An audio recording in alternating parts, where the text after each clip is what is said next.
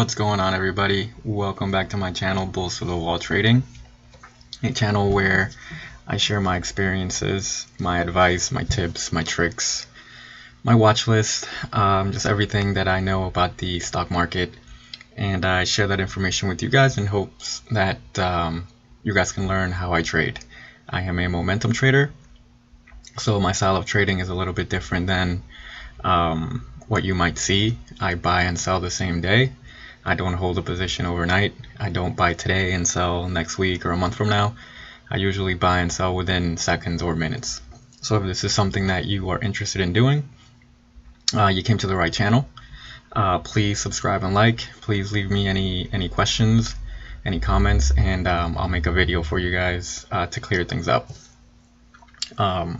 As always, just want to let you guys know that I am not a financial advisor. I'm not a financial planner. All of this is just my opinion, my insight. So please do your own research.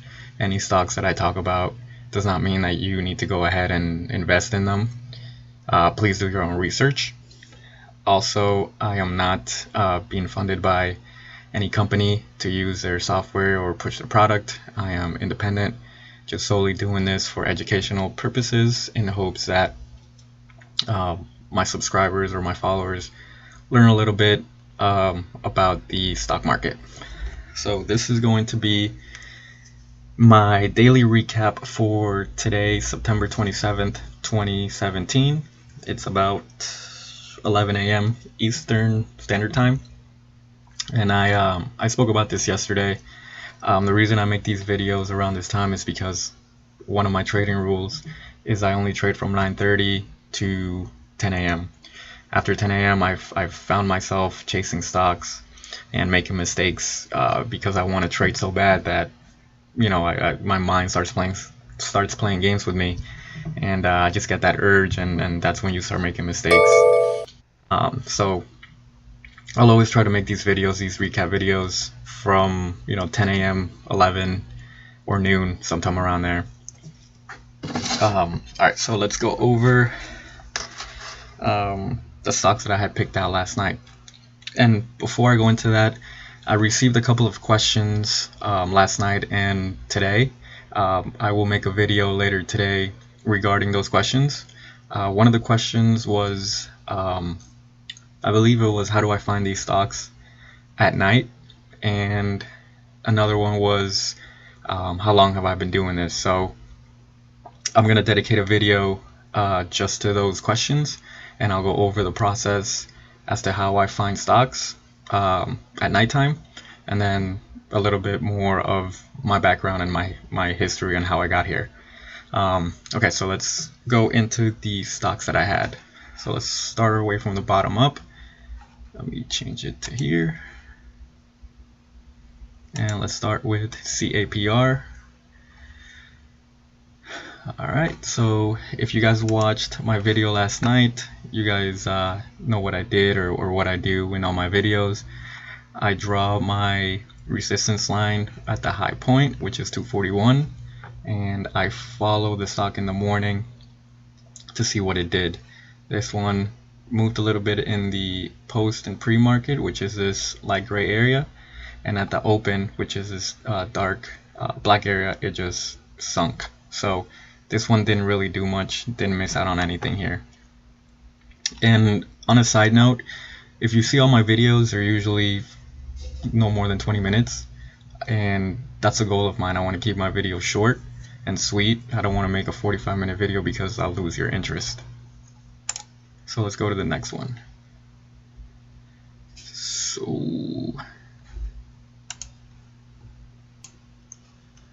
Alright, the next one is CVEO. I believe I said last night that I wasn't really fond of this one because of the chart. It doesn't really look all that well, but still I had it on my watch list. Here's where I drew my resistance line, and it broke above and it made a little gain right here. Let's see how big that gain would have been. About 6 cents per share, 2%. Really nothing major. The reason I didn't really play this one. I didn't get in on it. It's because it has low volume, which you can see right here. This is all real-time data right now, by the way. So at the time it opened at 9:30, it had low volume, so you never want to play a stock that has low volume. So even though it did go up, you know, it wasn't a good play because it had really no volume. So that's that one. Let's go to the next one, the MPI. Let's see. So I had drawn my line at the $1 mark instead of 99 cents because whole numbers, $1, $2, $3, $4, $5, $6, and so on, is a big resistance line. So essentially we wanted this one to go above $1, and it did that in the pre-market. So really I should have drawn a new line here. So let me do that now. If I would have been keeping up with this one, I would have drawn a line here. But in the morning, I saw all this choppiness, and it just did not look good to me. And you can tell that after it opened, it just went downhill. So that's that one. PMTS is the next one. This is a similar situation. We had our line here. It didn't cross above in the post-market or pre-market. It did cross above at around 9:52, right when I'm getting ready to shut it down, but still not really that much volume, and it really didn't make that big of a jump. It really didn't even, probably just 2 cents. So not really worth it on this one. Next one, GST. Same thing. I drew my line right here at 87, and it spiked up all the way to 95, so I really could have drawn my line here, which I should have done. But when from my experience, when I see a stock just jump from here to here without a consistent steady gain, that to me is almost like a red flag, because it just makes a huge jump for no reason instead of slowly climbing to get to that point. So once I saw that, I was a little bit wary, because if it's a good news, or if it's a healthy stock, it will slowly climb to get to that point. It won't just jump out of nowhere to that price point. And it jumped from 88 cents to 95 cents, so just shy of a 10-cent gain. So it made a 10-cent gain, as you can see, from here to here. And you know, when the market opened, it just kind of fizzled out, and now it's looks like it's downhill. So let's go to the next one, ITUS. This is one that has been doing pretty good the last couple of days. So let's see if we can get this one on here. Alright. Oh, no, that's the wrong one.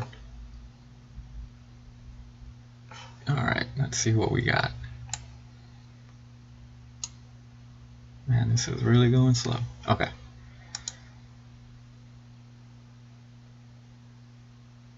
Oh, come on. Okay, so I drew my line right here at 549, which was the high point last night. In the pre-market today, it just kind of started dipping down. At the market open, it dipped down some more. It tried to come back up, but it never got close to that 549 line. So we didn't miss much there. If it would have broken above, it would have been really good. It has more than 3 million in volume, so that's a healthy amount of volume, and the movement has been steady, not just today, but all week really. So this one has been a good one, so I'm going to continue to watch this one the rest of the week. MARA. Let me zoom in. This is another one that I was kind of weary because of these little white lines, which means the price opened and closed there.